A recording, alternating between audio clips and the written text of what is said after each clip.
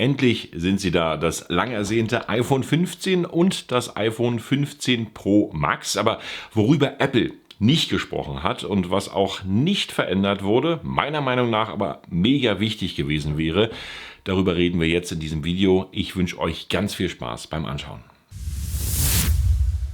Und Apple hat es mal wieder getan und wie jedes Jahr die neuen iPhones präsentiert. Ich war natürlich mit vielen Änderungen richtig gut zufrieden. Da ist eine Menge passiert beim neuen iPhone 15, gerade beim Pro-Modell. Da kann man jetzt seine Kreativität so richtig ausleben und richtig Filmchen drehen, was das Zeug hält. Und natürlich hat das Ganze dann auch noch mehr Akkuleistung. Den fünffach optischen Zoom bis zu 120 mm bei den grundsätzlich überarbeiteten Kameras. Einfach genial. Der neue A17-Prozessor mit 3-Nano-Technologie setzt hier wirklich in Sachen Schnelligkeit neue Standards und ist diesmal im Vergleich zum iPhone 14 Pro Max eine richtig deutliche Verbesserung. Auch der schnelle USB-C 3-Anschluss beim Pro ist eine deutliche Veränderung, die schon lange überfällig war. Aber leider ist es kein Thunderbolt-Anschluss geworden. Und warum eigentlich nicht? Denn beim iPad Pro, da geht's doch auch. Da ist ein Thunderbolt-Anschluss verbaut, alles funktioniert tippitoppi in unwahrscheinlich schneller Geschwindigkeit. Aber leider ist beim iPad Pro der große Unterschied, dass da natürlich noch die alten Kameras bzw. die alten Linsen vom iPhone 10 verbaut sind und man mit den Kameras natürlich bei der Geschwindigkeit gar nichts anfangen kann, wenn es irgendwie mal in Lowlight-Bereich geht. Aber das war nur eine kleine Kritik am Rande, sonst macht das neue iPhone schon einen richtig guten Eindruck, denn jetzt kannst du deine großen Videodateien, die du produzierst und auch die Fotodateien in ProRes oder RAW bzw. RAW-Fotos direkt auf dem Mac aufspielen oder auf eine externe Festplatte speichern, was den Workflow hier deutlich einfacher macht, denn du musst nicht mehr so lange warten, bis du das Ganze per AirDrop übertragen hast. Das war schon relativ schnell gegenüber dem Lightning-Anschluss, aber wie gesagt, der Workflow wird deutlich einfacher und leider Gottes aber nur beim Pro-Modell, denn beim iPhone 15, da geht das Ganze nur mit USB 2 Geschwindigkeit und diese USB 2 Geschwindigkeit, die erleben wir seit fast gefühlt 11 Jahren immer noch im iPhone 15, was auch 1000 Euro kostet und das im Jahr 2023, denn Apple hat hier beim iPhone 15 USB 2 verbaut und beim iPhone 15 Pro und Pro Max USB-C 3 und das ist wirklich peinlich. Denn dieser USB-2-Anschluss, der jetzt sozusagen den Lightning-Anschluss ersetzt, der ist genauso langsam wie der Lightning-Anschluss, der vorher dran war und nur, dass es jetzt sozusagen USB-C-Anschluss ist beim iPhone 15.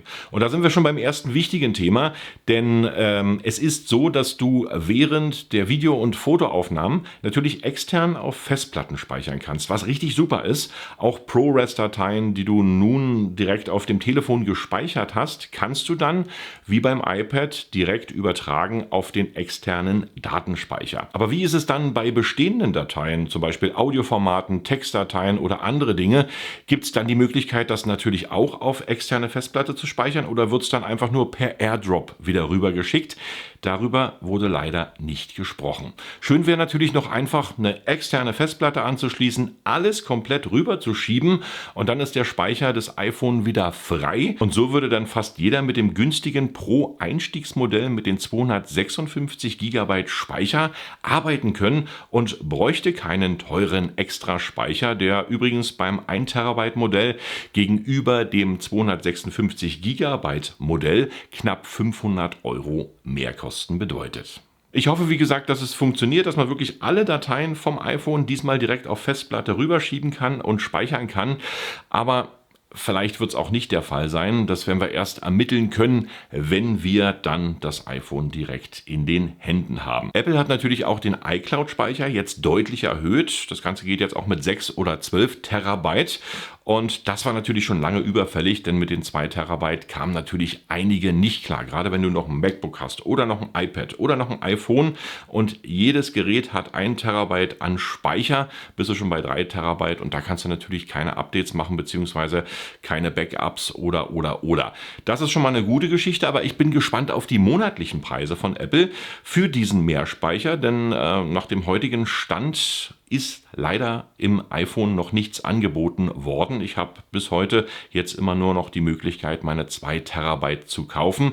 Aber wie gesagt, preislich wird es interessant. Ich hätte euch gern jetzt schon mal die Preise präsentiert, aber da lässt Apple noch auf sich warten. Aber wenn ihr zum Thema Speicher und Speicherorganisation mehr wisst, dann einfach rein hier in meine Kommentare, würde mich echt sehr doll interessieren. Die nächste Geschichte ist wirklich die wichtigste Geschichte und das hat mich wirklich richtig doll geärgert, denn die neuen Kameras beim Pro, die können sich echt sehen lassen. Vom Lowlight-Faktor, was Apple da präsentiert hat, angefangen bis hin zur Weitwinkligkeit und natürlich auch dem 5-fach optischen Zoom, der ist grandios. Also das macht richtig Spaß, dann auch mit diesem Telefon zu filmen. Und auch der A17-Prozessor, der zeigt hier echt in Sachen Leistungs- und Gaming-Performance sowie Rechenleistung alles, was möglich ist im Jahr 2023. Da gibt es nichts zu kritisieren.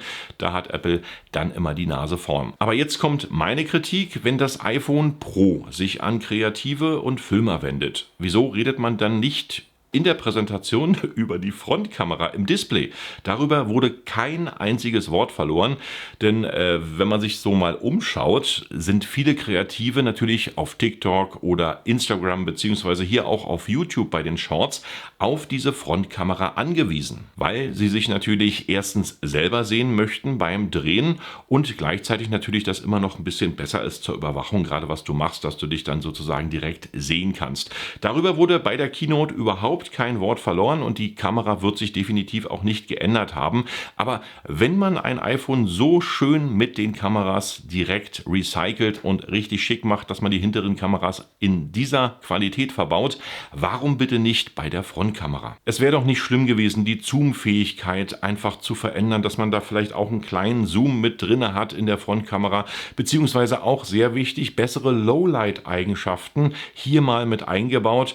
Da hätte man von mir aus die Dynamic Island noch größer machen können oder sich andere Dinge einfallen lassen können. Aber diese Frontkamera ist meiner Meinung nach nicht mehr zeitgemäß. Sie wird aber von vielen Kreativen jeden Tag benötigt und überall versucht man sich natürlich selber zu überwachen. Und das wäre eines der kreativsten Dinge, die man hätte verändern können und dass man alltäglich benötigt. Ich verstehe es nicht, warum Apple da wirklich kein Wort verloren hat bei der Keynote beziehungsweise überhaupt nichts geändert hat. Denn diese Kamera ist wirklich noch verbesserungsfähig. Man kann nicht viel in den Einstellungen regeln wie bei den hinteren Kameras. Man hat kaum Weitwinkel und das Ganze ist irgendwie, nichts Halbes und nichts Ganzes. Zwar funktioniert sie bei richtig gutem Licht, da sieht man keine Unterschiede, aber das war's dann auch. Und sie ist halt nur wichtig für Kreative und wenn du ein kreatives iPhone herstellst, dann sollte die Frontkamera auch kreativ sein. Du kannst natürlich über die Apple Watch sehen, was passiert, wenn du dich jetzt sozusagen mit den hinteren Kameras filmst. Da kann man die Apple Watch als Monitor mit einsetzen. Aber dazu musst du natürlich erstmal wieder Geld ausgeben, um dir die Apple Watch zu kaufen, dass du sie dann als Monitor mitverwenden kannst. Und das ist wahrscheinlich das Ziel von Apple. Eigentlich schade, also diese Frontkamera, die müsste man wirklich verbessern. Und da hat Apple dieses Jahr die Chance verpasst. Klar, das neue Design im Titangehäuse, was richtig schick aussieht, wodurch das iPhone natürlich auch leichter wird, das macht schon was her. Und das neue iPhone hat sich auch nicht verteuert. Das ist auch eine gute Eigenschaft von Apple, dass sie mal nicht teurer werden. Und Apple hat hier wirklich was auf die Beine gestellt, wo es sich meiner Meinung nach lohnt, auch vom iPhone 14 direkt auf das iPhone 15 Pro Max abzugraden, denn wenn man das nötige Kleingeld hat und die erweiterten Leistungen wirklich benötigt, dann ist es definitiv ein Mehrwert. Gerade im kreativen Bereich kann man hier wirklich was mit dem iPhone anstellen. Jetzt ist es natürlich fast vollwertig und man kann auch das iPhone als Kamerasatz mitnehmen und muss nicht immer die großen Spiegelreflexkameras mitschleppen. Da geht schon eine ganze Menge, zwar nicht alles, aber es geht schon eine ganze Menge und du siehst immer 100% Perfektion wird bei Apple nicht erreicht. Ob das nun bewusst ist oder unbewusst ist, das möchte ich jetzt nicht unterstellen.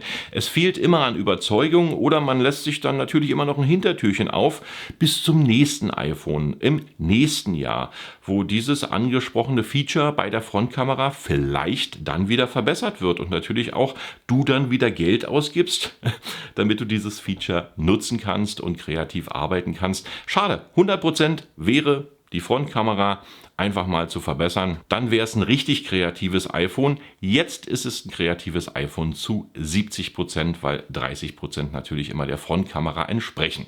Das war so ein bisschen Lob und Kritik zum neuen iPhone 15. Ich hoffe, ich konnte dir da so ein bisschen mit weiterhelfen. Bleib natürlich dran bei den neuen Funktionen und wenn ich es selber habe, werde ich natürlich auch eine ganze Menge mit ausprobieren. Deswegen einfach mal, wenn du Lust hast und dir das Video gefallen hat, den Kanal abonnieren bzw. diesem Video ein Like geben. Und wenn du auch eine Meinung hast zum neuen iPhone 15 oder zum iPhone 15 Pro, schreib diese direkt in die Kommentare. Lasst uns drüber reden, lasst uns über das neue iPhone quatschen. In diesem Sinne, vielen Dank fürs Anschauen, sehr gern bis zum nächsten Video und damit tschüss, bye bye und winke winke.